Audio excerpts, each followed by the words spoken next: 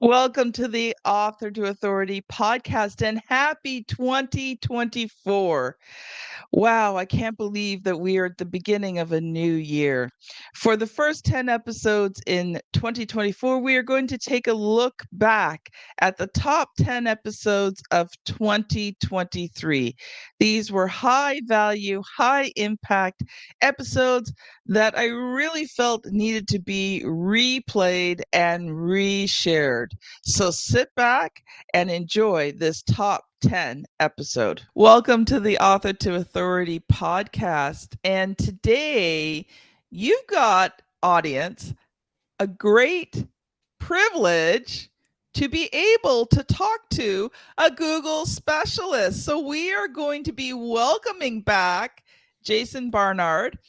Not only has he been on the Author to Authority podcast, but if you go back to the summer, and I'll give you the episode number a little later, Jason was chosen as one of the top 25 all-time episodes of the Author to Authority podcast. Welcome back to the show, Jason.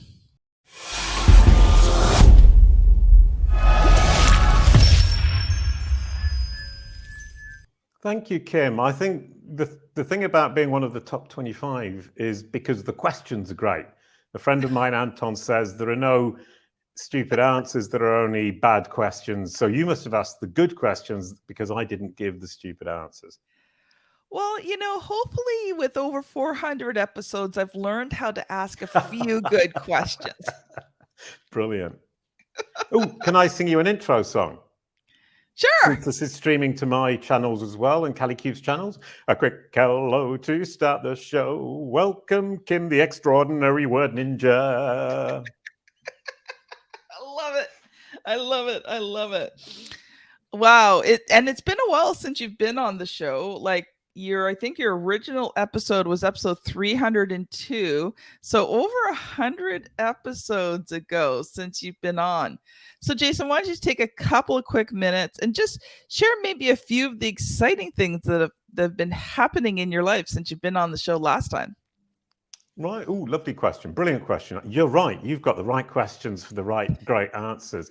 We actually met 6 months ago at Podfest. That was absolutely lovely. January. Sitting and chatting. Yeah, that was wonderful. I've been to one podcast conference, a couple of SEO conferences. You were saying that you're restructuring and reworking and focusing on your business. At Callie, the team is growing and growing and growing. We're 23 people now at Callie. And the team is absolutely awesome. So my big win of 2023 so far is actually the team's big win, which is being a great team. So it's been team building, and it's been, I think, what you were talking about. It's now focusing for Callie. We're really going to focus in on knowledge panels, getting into Google's knowledge graph, building entity understanding into Google's brain, which might sound complicated, but it just means that Google understands who you are, what you do, and which audience you serve. So we're going to focus in on that. Knowledge panels, number one top priority for Callie from now until the end of the year. And if you actually go back to episode 397, Jason actually talks about knowledge panels. And so we won't talk about that too much today, because if you want to find out more about that, Jason went quite in depth with that on the first interview and then the replay. So go back to 397. But I know there's other things around Google that are just, we think of Google as this big, huge monster that you can't conquer, especially as an entrepreneur, right? And so I'm excited for today's conversation because I know that you're going to bring it down and show us that it's not really a monster. It's just a system to work with, right? Exactly. It's a system, and it's a child, and it's simplistic, and it's learning, and it's up to us to teach it, the child.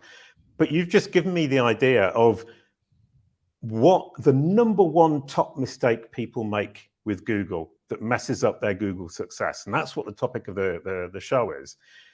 And so we can actually start out with one single enormous mistake that people make that had never occurred to me before. And it's the biggest mistake ever when looking at Google and managing your Google success. And it's sitting back and expecting Google to figure it out for itself. Inactivity and passively waiting for Google to figure it out is the single biggest mistake that everybody makes. We can now end the show. True, but we're not. So tip number 1 is go out there and start educating Google. Start telling Google, teaching Google who you are, which audience you serve, which books you've written, what products you sell if you're selling products. Make sure Google understands it. And Google can only understand it if you've put it on the web. And it will understand it best if you've put it on your own website, your own social media channels.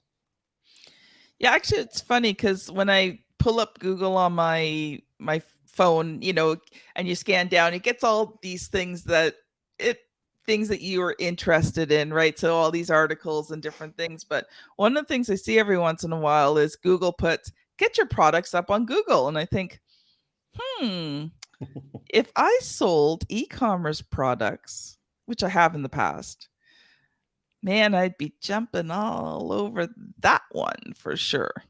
Now, 100%. would that also work for like services and like courses and things like that? Yeah, you can put services and courses into Google Merchant Center. I've never really tried it. That's not something I've been looking at. But coming back a step, sorry, something happened this morning that was really interesting, is talking about putting the information out there.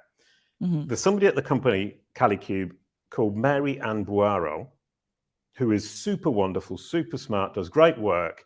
And this morning we were messing around with Google during a meeting, and on Search Generative Experience, which is Google's new super duper generative AI future looking experience that some of you will have tried and some of you won't, but we can talk about that later. When I asked it, who is Mary Ann Buaro, it couldn't come up with 10 results in the blue links. So it didn't have 10 results for her. But when I asked it to explain using generative AI, it explained exactly what her job was, where she works, where you can find her, and then listed 7 or 8 of her colleagues. And that is huge, because without having a full SERP of information, i.e. not even 10 results about this person, Google can explain who she is, what she does, and who she works for, because at Calicube, we've explained that to Google, we've educated it, so it can understand who she is, which is astonishing, and I'm so happy. Okay, so we're going to deviate a little bit here because you just mentioned something I don't think most people know about yet. Sorry. So first of all, talk about it, and then we'll go back to some more mistakes. Right. I think everybody's heard about ChatGPT. Yes. And everybody's heard about Bing launching ChatGPT on Bing. There was a huge noise about it, where you can discuss with Bing about the search results. So basically, you ask a question, you search on Bing, and it will pull up an answer and ask you if you want to ask a follow-up question. And so you start a conversation with it. And that's generative AI in search. And Bing launched that in February, just after we met in PodFest. And that completely freaked Google out, because they weren't ready. So they had to launch their version of this conversational search engine, which we could say is an assistive engine, an engine that assists you in figuring out what it is you're looking for and where you want to go. And Google launched that in May, and it was a terrible launch. They made lots of mistakes because they were rushed. So Google got caught completely cold. And now they're building it up, and it's getting better. And they're going to launch this by the end of the year around the world, where you will now have on a desktop search engine results page, the results page for the searches you do on Google, the right-hand side, the knowledge panel, which we talked about in episode 297, left-hand side, recommendations, those 10 blue links that we're so used to. And then at the top, have a conversation with me. So Google is summarizing what it's understood, giving its opinion, and then asking you to have a conversation with it. And that's going to be huge. It changes completely the way we interact with these engines. And being ready for that is hugely important. So the second big mistake people are going to make is they won't be ready. And there's no reason not to be ready. Okay. So the second mistake is we're not going to be ready. So I guess the other question that goes with this is, how do we get ready? Exactly. And it's what we did for Mary Ann at Calicube is we explained who she is on the Calicube website. We explained who her colleagues are, so Google can understand, so it can start a conversation about her. We also suggest follow-up questions that Google can suggest to its users. So if you search for Kalicube, it will immediately say, this is Kalicube, here are some reviews, what do you want to ask next? And it will suggest, what is the Kalicube process? How do I get a knowledge panel? What is the Kalicube Academy? And the Kalicube process is our process for digital marketing. How do I get a knowledge panel? You call Kalicube. What is the Kalicube Academy? It's our set of courses for brand search, knowledge panels, online reputation management. And then you start a conversation, and Google will then start a conversation with the user and bring them down the funnel. So the way to get ready is to answer every single question in the funnel so that Google knows which questions need to be asked, what your funnel looks like, and how it can guide the user, your user, down the funnel and onto your website for the sale. Wow. And it's so simple. Just ask and answer the questions. Okay, so that leads to the next question. Yes. Where do you go to answer the questions? Well, all you need to do is have an FAQ section on your website. Mm-hmm. And each question answer has a page to itself, so you don't use an accordion system. You have a simple question with a simple answer. The answer can be 100 words, it can be 200 words. You use as many words as you need. And you build out an FAQ section of every single question you can think of that your audience will ask on the way down the funnel and post-funnel. And it's a huge task. But if you do that, Google can understand how it can guide your user down the funnel. Mm. And if it understands your funnel but doesn't understand your competitor's funnel, your competitor loses. Full stop. So what then happens is if somebody searches for, we'll go back to knowledge panels, what is a knowledge panel? It cites Kalicube as a source of how it's figured out what a knowledge panel is. Then it says, how do I get a knowledge panel? It cites Kalicube's 3-step process for getting a knowledge panel. Then it suggests the question, who can offer me a knowledge panel service? And of course, Kalicube comes out top as the top service provider. So what Google's done is brought the user down a generic funnel, but it's integrated our funnel because it understands our funnel, and our funnel has helped it understand what the funnel looks like to the client. So we end up being cited all the way down the funnel, and we are the solution Google suggests at the end of the funnel. It's really simple. It's, if I may say, childishly simple. Ooh. Okay, Jason, you've got my brain just spinning right now.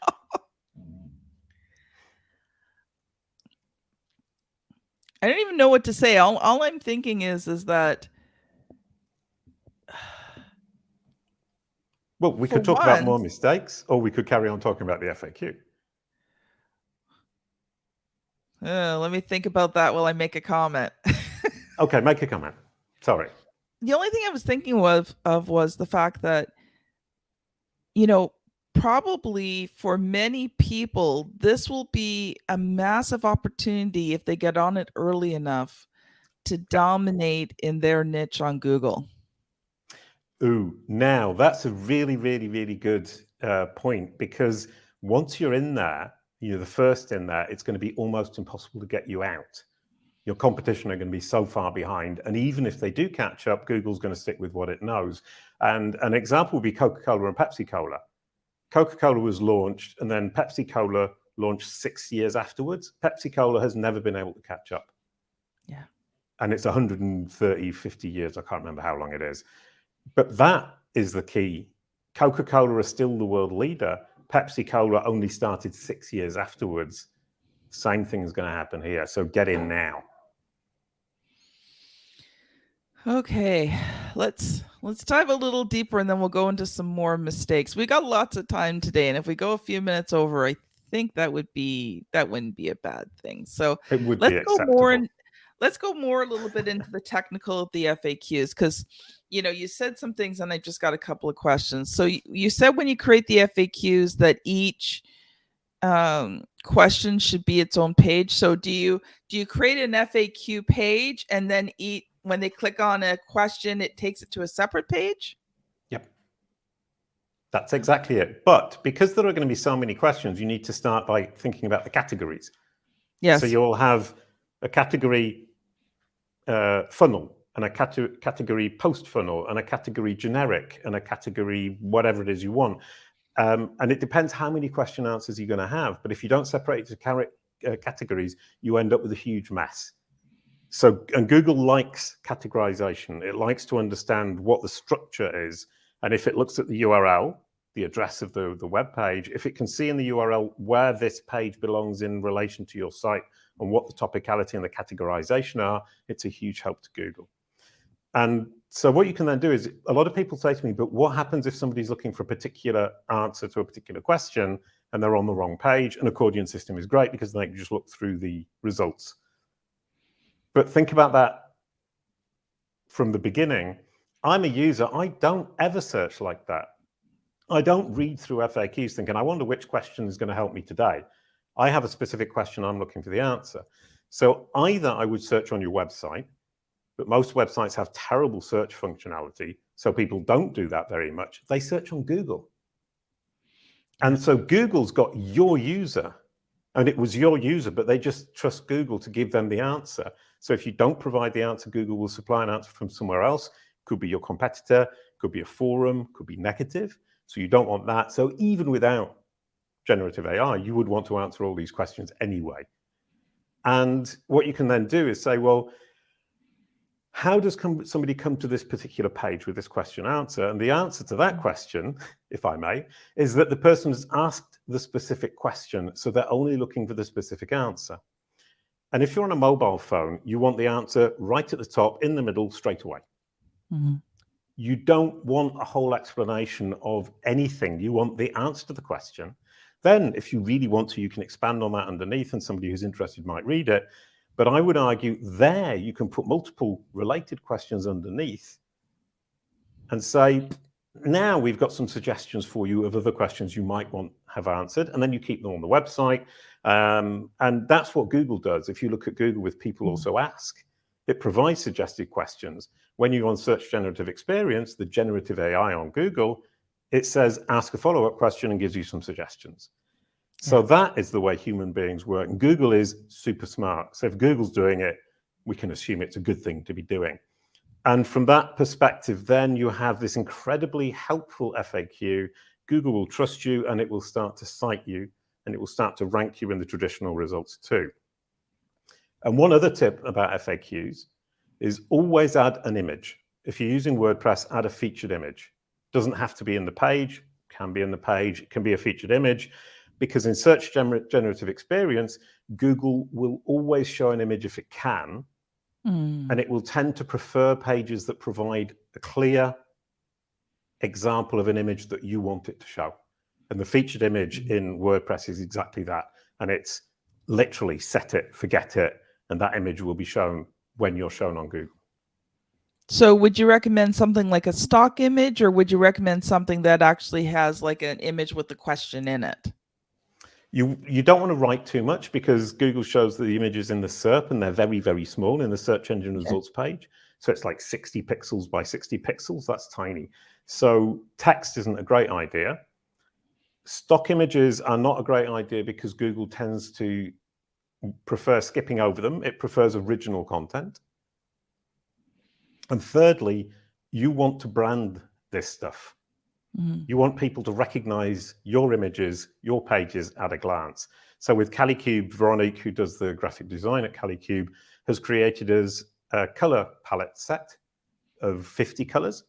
And I call it the idiot color palette, is that we can mix any color with any color and it always looks great.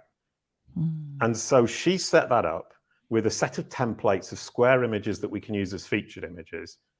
And we just simply create the images, the visuals as we need them. And then she has an illustration style that's quite recognizable. So if we need an extra illustration, we ask her for them. And we've built up a library, I think, of about 400 illustrations. And we're just growing that. So we just mix and match, take bits and bobs, put them in the image, same color or color scheme, 50 colors. That's very varied. And yet you can always recognize Calicube. And we always put the Calicube Falcon in the image. Simple, again, but a lot of work. Yeah. Okay, so another question. So you talked about categories for your FAQ. So do you have like one FAQ page and then all the categories listed? Yes. Or are you doing like a separate FAQ pages in the background, one for each category? Yeah, if you're using WordPress, again, I mean, a lot of people do, but most CMSs work the same way. You create a category, FAQ, and then you create multiple subcategories, generic, brand. Underneath brand, you create top of funnel, middle of funnel, bottom of funnel, post funnel, 4 categories, and then you start answering the questions. But you can actually provide, and this is really helpful, is the most important questions, you add them manually to each of the category pages so that Google understands which is the most important question, which one should be prioritized. So in the overall category, I would add one from the generic and one from my brand, but the most important ones. And in the brand one, I would add one from top, one from middle, one from bottom of funnel, one from post funnel, but the most important in each case for my business. Yeah. And so on and so forth. And then you're pushing both the user and Google towards these important questions, and they understand which ones should be prioritized, and the categorization has it organized in Google's head. But also for user, you get breadcrumbs, which are the little links which show you where you are in a site. As a human being, they are so reassuring because you're never lost. It's like, it's Hansel and Gretel, isn't it? And that's why they're called breadcrumbs, because you can always find your way back home. I love I've never thought about that before. See, I just bring out the genius in you. Yep. That's the genius of podcast hosts like yourself. Okay, I want to cover maybe a couple of more mistakes. And then I want to get to your book, because when you first came on the show and when we met at Podfest, your book wasn't done yet. So I want to talk more about your book, because you had launched it, right? You launched it after we did the podcast episode. Yes, I launched it after we did the podcast episode. It's up here on the wall behind me. It's been out a year and a half. It's been a huge business success, huge review success, but I haven't made a fortune out of it. And I naively thought I might. Okay, so are we going to switch to mistakes that authors make when publishing their book? Yeah. Right. With books, one of the problems is people not fully thinking about the book description, the book title, and the book cover, and thinking, well, I'll launch it and then I'll worry about the details later. And the problem with that is once you launch it on Amazon or on Google Books through Google Play or through one of the publishers, it spreads like wildfire across the web because so many different sources will then pick it up. And once it's spread across the web, it's almost impossible to reel back in. Yeah. So you need to make sure that your title, your cover, your description, your author's description, especially the author's description, is exactly what you want it to be, and that you can live with it for years and years and years to come, because you will never fully reel it back in. Yeah. Yep. Yep. But you knew that, didn't you? I knew that. But here's the thing. There is a misconception that you make the money from the sale of the book. Mm-hmm. And truthfully, you don't. No. You make the money from the credibility. So, if you're looking, audience, if you're looking to write a book and make a huge amount of money from the book sales, well, probably won't happen. Now, that's not to say you don't make any money from your book sales. But if you're writing a book to build your business, you don't really care about the sale of the book. It's about getting that book into the right people's hands. And when that book is in the right people's hands, wonderful things start to happen. Right. Yeah, no, 100%. For me, it's been wonderful with the Fundamentals of Brand Search for Business, which we released a year and a half ago. It's brought me a lot of clients. Yeah. But it hasn't brought me clients saying, I read the book, therefore I'm immediately signing up with you. It's brought me clients because of accumulation of my podcast, my website, my social media activity, and the book has been the cherry on the top of credibility. He's written a book. He really must know what he's talking about. Yeah. And so don't treat the book as the solution to all of your authority and credibility problems. Don't think you're going to sell just because of the book, but the book will be the tipping point where people sign on the dotted line without discussing the price, makes it much easier, and pushes you, in fact, to the fore of your industry in people's minds. Whatever we think about digital, whatever we think about paperback and hardback books, writing a book is a meaningful thing to have done. Yeah. And it means something to people, and it gives you credibility. I love how you explain that, Jason. Thank you very much. So now that the book's published, I'm going to ask you the question, and then we'll do one more mistake before we end the show. So, Jason, the question that I ask every author that comes on the show, what has been the good, the bad, and the ugly about writing, producing, and publishing this book? Ooh, right. Well, the good was that when I started the book, I started the book 2 months in, I had an eye operation and it went wrong.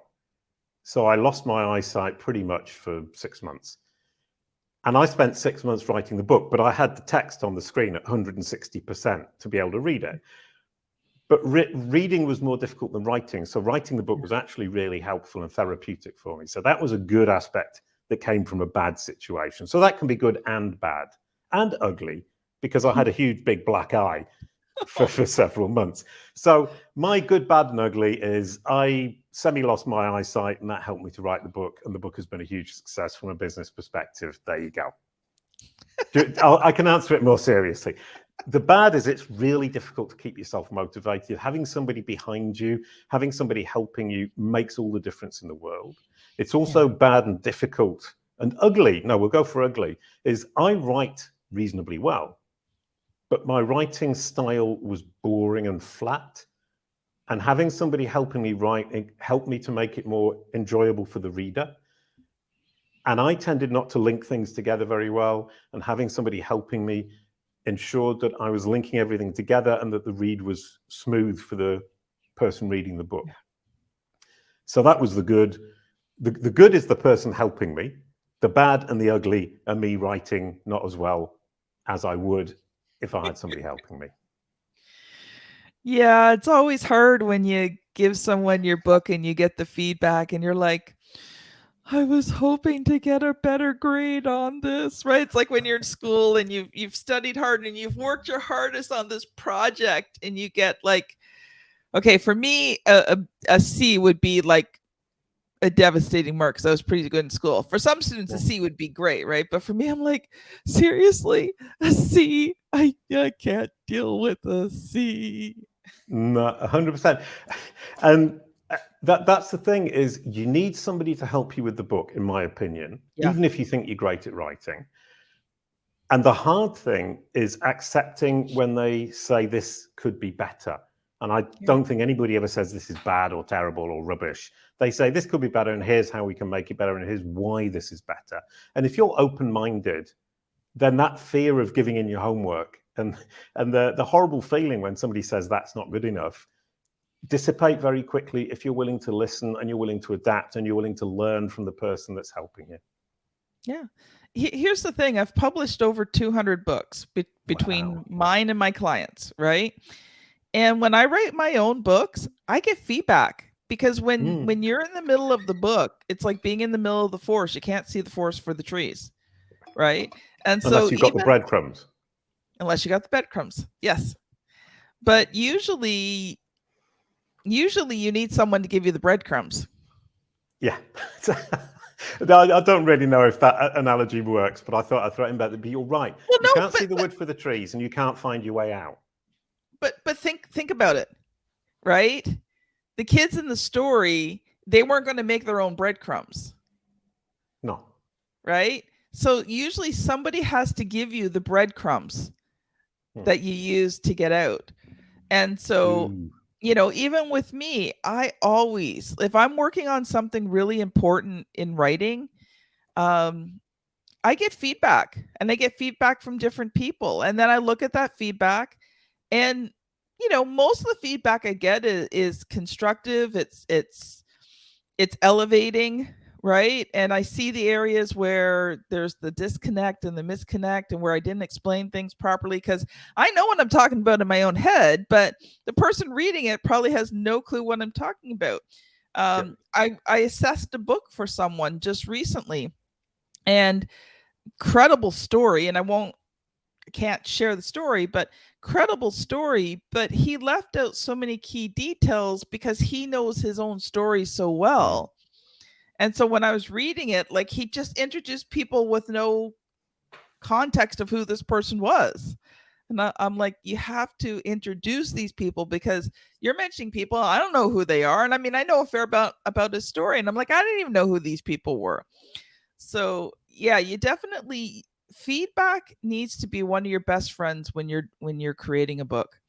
Because Okay. if you're going to put all this time and energy into creating a book, make it the best you can. Make it a book that your audience is going to love, and then, right? So take the feedback. Brilliant. Absolutely. So one more mistake you suggested we would have, and Yeah. I would like to suggest making the wrong choice between having a dedicated book website and having the book on your own website. Okay. And the Let's decision talk is about that. never easy, because there are pros and cons to each. Having a dedicated book website costs money. You need to maintain it, but it will rank for specific keywords where you won't. It will also give you two places on the search engine results page when somebody searches your name or the book name. So there's a huge advantage, but the disadvantage is the cost and the maintenance. Whereas if I put it on my own website, I just build a page, cost is low, no maintenance, but I don't get the two places on the search engine results page for my name. And so you need to balance cost, maintenance, effort, geeky technicalities against the advantages that having that additional website definitely brings. So don't launch the website if you can't maintain it, because it will bite you in the ear. Behind. Thank you. Make the right decision, because it can be difficult to manage further down the line. If you're going to launch a website for your book, which I would generally recommend, only do so if you're sure, 100% sure you can maintain it. Yeah. Wow. Wow, I love this. We can keep going on forever, Jason. But 30 minutes is exactly the right length for a podcast, I've been told. So we now would need to wrap it up. Yes. And so Sorry, I was just I'm about to starting ask you, to run the podcast in your place. How very rude of me. I apologize. Jason, you've done enough, and I think you're a podcast host too. So we're good. We're good. Yeah. Jason, if people have enjoyed this conversation and they're like, okay, I really need to connect with Jason, how can they find you? Other than Google, because obviously they can Google your name, but where would you like them to find you the most? Right. Well, I'm still going to say, Google my name, Jason Barnard, JASONBARNARD, or my company, Kalicube, KALICUBE. And you will find all sorts of ways to connect with me. My favorite way of connecting with me is my website or Calicube's website. I'm a bit bored with social media, to be 100% honest. I like conversations with people. I'm very bad at the kind of community thing in LinkedIn, especially Twitter now. Maybe Facebook. I used to really not like Facebook, but I'm actually quite enjoying it now. And we've got a support group for brand SERPs, the search engine results page for your brand name or your personal name, and knowledge panels. So come along and join that. And I'm in there probably more than I am anywhere else on social media. That is awesome. And we'll make sure that we get the link to that group for the show notes. Super duper. Wow.